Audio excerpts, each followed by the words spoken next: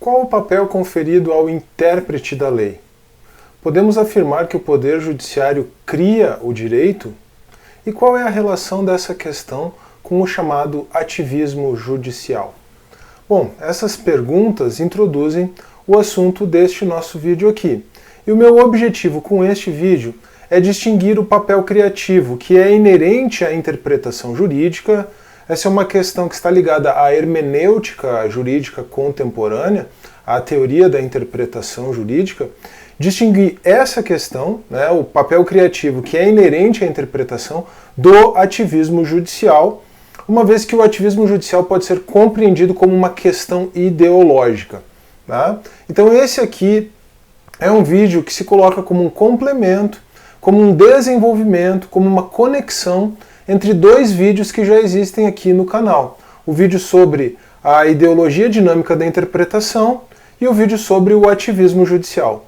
E o vídeo sobre a dupla indeterminação do direito ou a textura aberta do direito também é importante para entender um pouco melhor o conteúdo deste vídeo aqui. Eu vou deixar estes 3 vídeos, o link para esses 3 vídeos e para outros assuntos também que forem correlatos aqui na descrição deste vídeo, tá bem?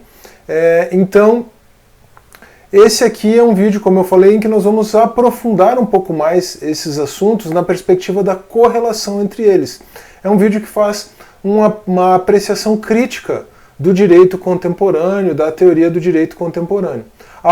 Essa apreciação crítica, que eu tenho feito de forma bem mais detalhada, bem mais minuciosa, no meu curso História, Filosofia e Direito, um curso de 1 ano com 48 aulas regulares, mais as aulas ao vivo, um curso em que eu faço essa apreciação do direito numa perspectiva histórica e filosófica. Por isso o nome, História, Filosofia e Direito. Recentemente eu tratei dessa questão, eu tratei da relação entre a ideologia dinâmica da interpretação e o ativismo judicial lá no curso e estou aproveitando o conteúdo aqui para o direito sem juridiquês. Mas se você quiser uma visão mais aprofundada desses temas, de todos esses temas correlatos, da perspectiva histórica, da perspectiva filosófica e do impacto de todas essas questões na teoria do direito e na filosofia do direito, eu recomendo que você dê uma conferida no curso.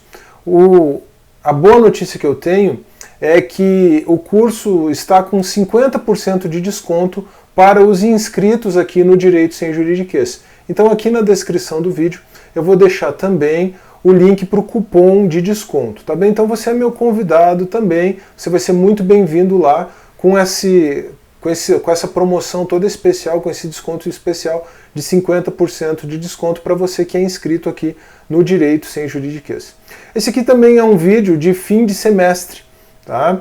Eu estava há algum tempo sem postar conteúdo aqui no Direito Sem Juridiquês, retomei a postagem de conteúdo com os 80 mil inscritos, mas agora eu vou ter que fazer uma pausa, fim de semestre, aquela correria, um tempo de descanso. Então, em agosto eu retomo os vídeos aqui no canal. Eu não gosto de fazer essa coisa datada, contextualizar o vídeo de acordo com o que está acontecendo no ano, no canal, mas enfim, aprendi a não fazer isso porque isso acaba deixando o vídeo datado, E muita gente vai assistir esse vídeo muito depois e não vai fazer muito sentido isso. Mas, para quem estiver acompanhando o canal aqui no desenrolar da postagem de vídeos, a gente retoma em agosto de 2020.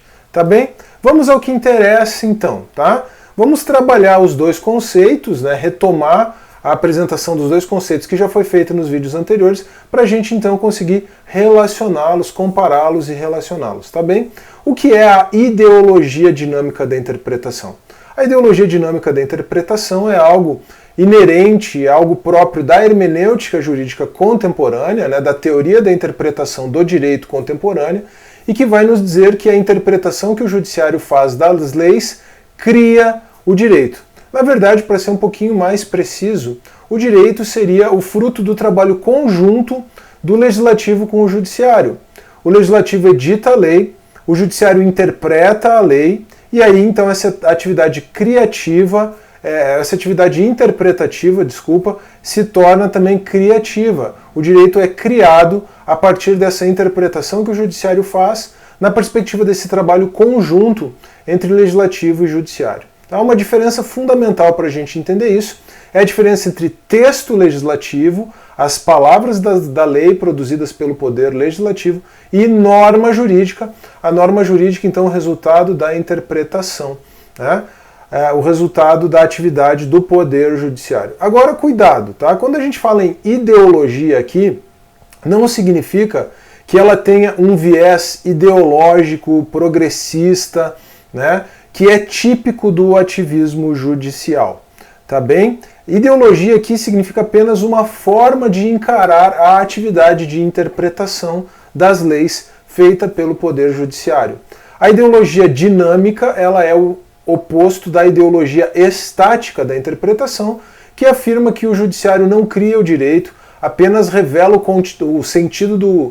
apenas revela o conteúdo do sentido que já está na lei. O Judiciário não cria o direito, apenas revela o conteúdo do sentido que está na lei. É isso que diz a ideologia estática da interpretação. Mas essa forma de ver a interpretação jurídica, essa forma de ver a atividade do Poder Judiciário, ela introduz uma série de dificuldades. Primeiro, que ela desconsidera a própria compreensão da interpretação num sentido mais amplo, né? O que é a interpretação, o que é a hermenêutica. Então, ela trabalha com uma ideia de interpretação que não condiz exatamente com a própria abordagem linguística da interpretação, tá? Trabalha com essa ficção de que seria possível compreender o exato sentido da lei, e isso introduz, então, sérios problemas ligados à segurança jurídica e à oscilação jurisprudencial. Tá? O que é importante notar, eu mencionei isso aqui, mas eu vou enfatizar, é que se trata de a ideologia dinâmica da interpretação, né? Ela é o oposto à ideologia estática que eu acabei de mencionar. Trata-se de uma questão decorrente da hermenêutica contemporânea e que, em princípio, não afeta o problema da separação de poderes. Tá? Você vai conseguir trabalhar tranquilamente com separação de poderes, entender que o legislativo tem a função de ditar as leis, o judiciário tem a função de interpretar, e aí vai ver essa atividade criativa, o direito, como esse trabalho conjunto entre judiciário e legislativo. A conclusão dessa questão, a conclusão dessa forma de ver as coisas, é a necessidade de respeito aos precedentes, em especial, estamos falando aqui dos precedentes do STF e do STJ, né? Na verdade, estritamente falando, tecnicamente falando, só quem produz precedente é o STF e o STJ por terem as funções de cortes supremas. Tá? Isso é diferente de jurisprudência, que é produzida por tribunais de segundo grau, tribunais locais. Agora, uma observação importante aqui. Tá? Isso aqui, essa conclusão pela necessidade da observância de precedentes, é uma afirmação formal. Tá? É algo relativo à forma, não ao conteúdo. Ou seja, essa é uma afirmação que decorre de uma compreensão lógica do sistema. Quando você se aproxima para um sistema judiciário que é composto de tribunais e recursos, quando você compreende que o Poder Judiciário tem essa atividade criativa e quando você entende que é preciso uma solução em termos de segurança jurídica para evitar a oscilação, para tratar as questões iguais ou semelhantes com igualdade, com isonomia, então você conclui pela necessidade da observância de precedentes. Isso não significa, tá? A conclusão que eu estou extraindo aqui, não significa uma chancela ao que esses tribunais, STF e STJ, estão fazendo. Tá? O que o STF e o STJ estão fazendo hoje não tem a ver com ideologia dinâmica da interpretação. Não tem a ver com essa visão mais restrita ligada à hermenêutica jurídica. Todos os desmandos e todos os abusos presentes na atividade do STJ e do STF, especialmente do STF hoje no Brasil, estão ligados a esse problema do ativismo judicial. E aí, com isso, nós passamos à compreensão do que é o ativismo judicial. Tem um vídeo específico sobre isso. A questão é que no vídeo sobre o ativismo judicial aqui eu simplesmente apresentei o que era o ativismo judicial, eu não fiz uma abordagem crítica ao ativismo judicial, o que vai ser feito aqui nesse vídeo. Né? O ativismo judicial pode ser definido como uma concepção político-ideológica. Tá? Num primeiro momento, o ativismo judicial diz respeito à visão que o próprio judiciário tem de si mesmo. Não é apenas a compreensão de que o judiciário tem essa atividade criativa decorrente da natureza da interpretação, da natureza da hermenêutica jurídica. É uma compreensão de que o judiciário deve inovar na ordem jurídica para promover a concretização de direitos fundamentais. E aí é que a agenda ideológica se mistura com a atividade judiciária. Tá? Mas não se trata apenas de uma compreensão que o judiciário tem a respeito de si mesmo. O ativismo judicial também envolve a forma como o próprio direito contemporâneo funciona. Não apenas a quantidade de poderes que o judiciário entende que tem, mas a quantidade de poderes que a própria ordem jurídica confere ao poder judiciário. Tá? Aqui o vídeo sobre a dupla indeterminação do direito, ou sobre a textura aberta do direito, vai ajudar você a entender isso. Por quê?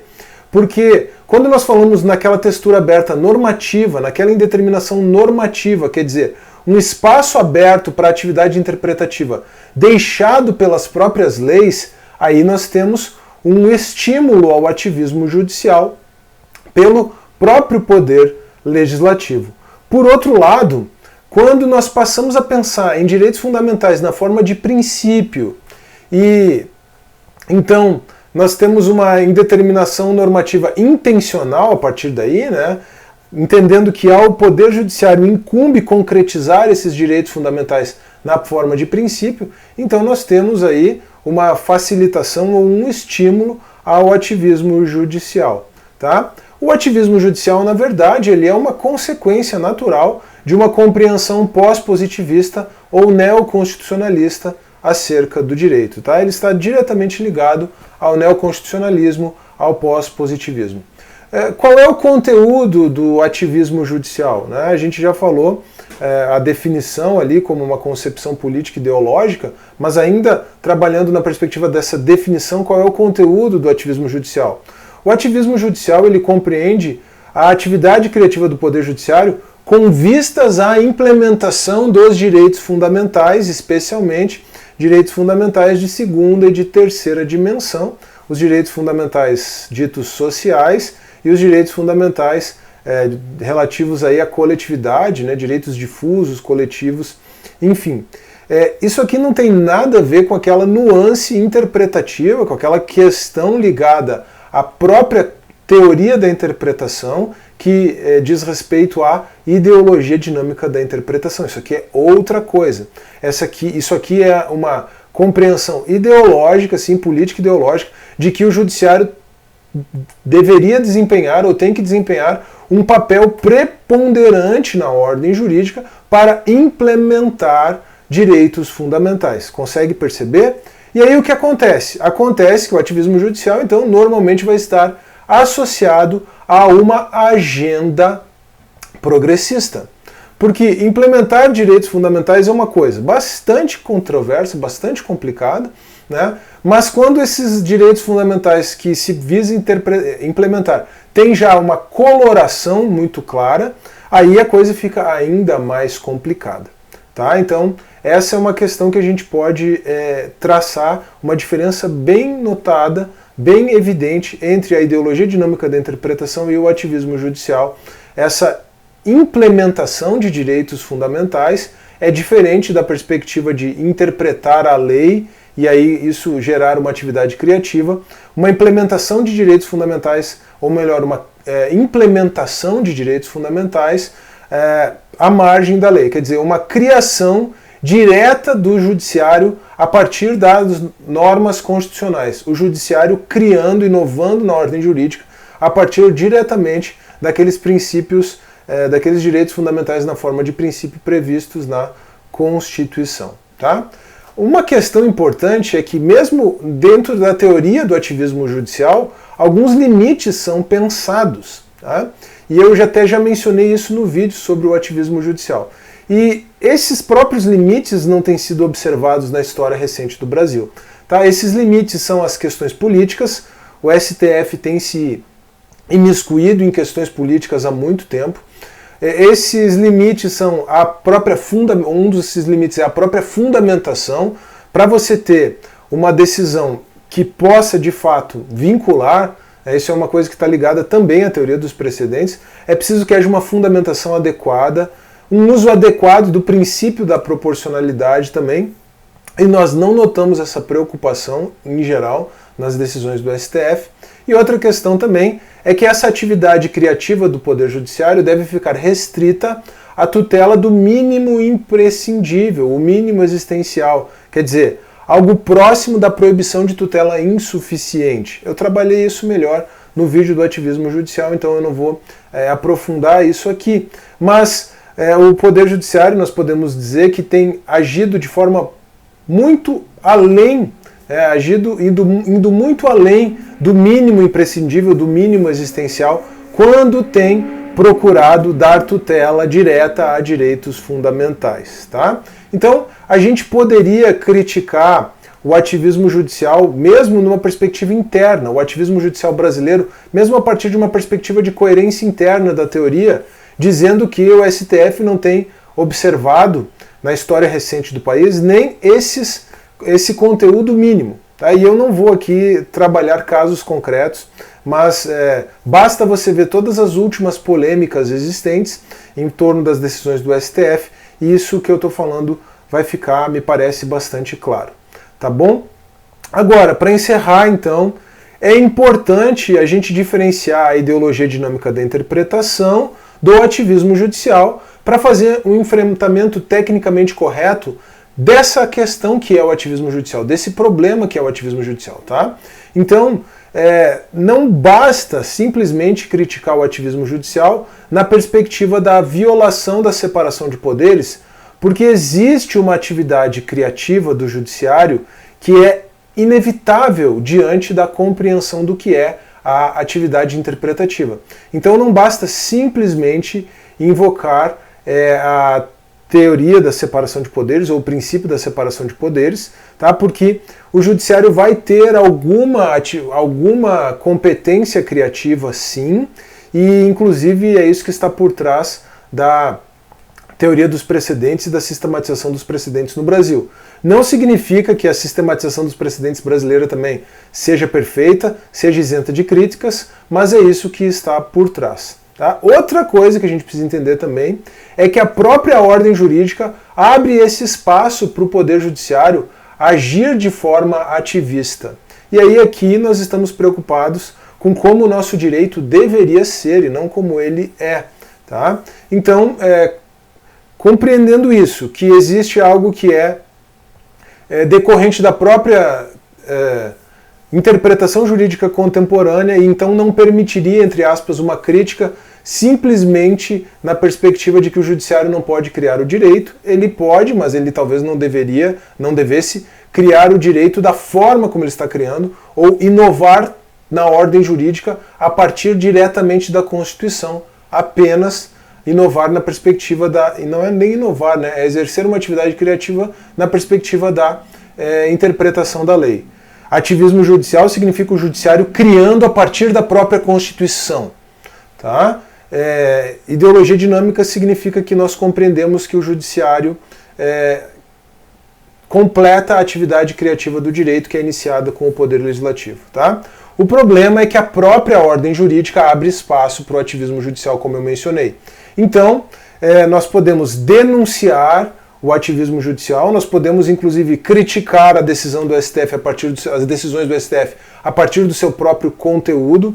O STF tem feito violência a muitos princípios constitucionais básicos aí na perspectiva do ativismo judicial, e aí de todos os lados você vai ter críticas. Você vai ter críticas de progressistas, você vai ter críticas de conservadores, e isso é muito interessante, que não agrada, o STF não está conseguindo agradar nenhum dos lados, nenhum dos polos do embate político recentemente. Né? Então nós podemos denunciar as práticas, nós podemos combater abusos. Existe aí, por exemplo, uma PEC relativa ao ativismo judicial tramitando. É uma forma de tentar restringir os poderes que a própria ordem jurídica confere ao Poder Judiciário, então isso é válido, esse é um debate político que é válido de ser feito. E agora o problema sério, né? Todo o problema, por mais que se debata, por mais que se denuncie, por mais que se combatam os abusos, o problema sério é: quem vigia o vigilante? Será que temos na nossa ordem jurídica, ou será que existe nessa configuração jurídica que a sociedade ocidental adotou, será que existe uma maneira de fiscalizar a atividade do fiscal da Constituição? Essa é uma pergunta para a qual eu não vou buscar resposta nesse vídeo aqui, mas que fica aí com uma indagação importante. Tá? Eu nem preciso comentar que eu estou fazendo essa análise toda na perspectiva da teoria do direito contemporânea, né? Eu nem preciso comentar duas coisas. Primeiro, que essa é uma questão que não é posta pelo justnaturalismo, tá? O justnaturalismo trabalha, compreende o próprio direito de uma forma totalmente diferente, então essas questões não seriam introduzidas numa perspectiva da teoria do direito natural, e obviamente eu estou aqui expondo os problemas numa perspectiva de uma lógica, de uma coerência interna. Você pode criticar toda a legitimidade ética desse sistema numa perspectiva libertária, né? A abordagem que eu não fiz nesse vídeo de forma proposital, mas que você pode encontrar em diversos outros vídeos aqui do canal. Tá bem? Eu espero que você tenha gostado desse vídeo, eu espero que ele tenha sido bastante instrutivo, bastante instigador. Se foi esse o caso, não se esqueça, por favor, de deixar o seu like, de deixar o seu comentário, isso também é muito importante, de compartilhar o vídeo e de se inscrever no canal. Para quem está acompanhando aqui na sequência, né, do ano de 2020, um bom recesso, boas férias aí. Esse ano está bem atípico com essa questão da pandemia, mas para o pessoal que está seguindo aí os estudos, as faculdades vão entrar em recesso também. Um bom recesso, boas férias, e eu retomo a postagem dos vídeos aqui em agosto de 2020. Um forte abraço e até a próxima.